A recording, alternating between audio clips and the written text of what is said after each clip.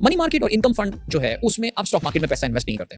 आप पैसा कहाँ इन्वेस्ट करते हैं? मसलन ये कि मनी मार्केट फंड जो अल-अमीन के अवेलेबल है, there is Al Ameen Islamic cash fund and there is Al Ameen Islamic cash plan 1। Okay, और अगर हम इनकम फंड की बात करें तो उसमें अल-अमीन इस्लामिक सोवराइन फंड है और अल-अमीन इस्लामिक इनकम फंड है। इक्विटी या नॉन इक्विटी फंड या मनी मार्केट इनकम फंड में कौन बंदा जाता है? वो बंदा जाता है जो कहता है कि जी मुझे रिस्क लेने का बिल्कुल शौक नहीं, मुझे कम रिटर्न मिल जाए लेकिन मेरा पैसा महफूज रहे।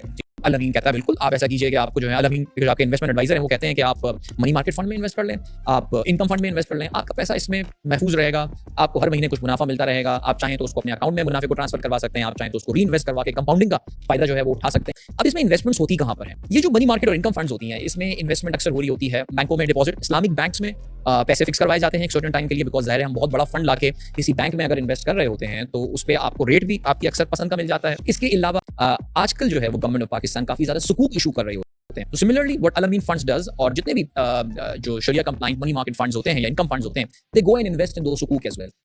None of this amount is invested in the stock market। वो स्टॉक मार्केट में इन्वेस्ट नहीं हो रही होती, वो बैंक्स में इन्वेस्ट हो रही होती है और वो जो है सुकूक में इन्वेस्ट हो रही होती है, या फिर इसके अलावा कोई और नॉन इक्विटी किस्म का अगर कोई अपॉर्चुनिटी आती है तो वहां पे ये अमाउंट इन्वेस्ट हो रहा होता है।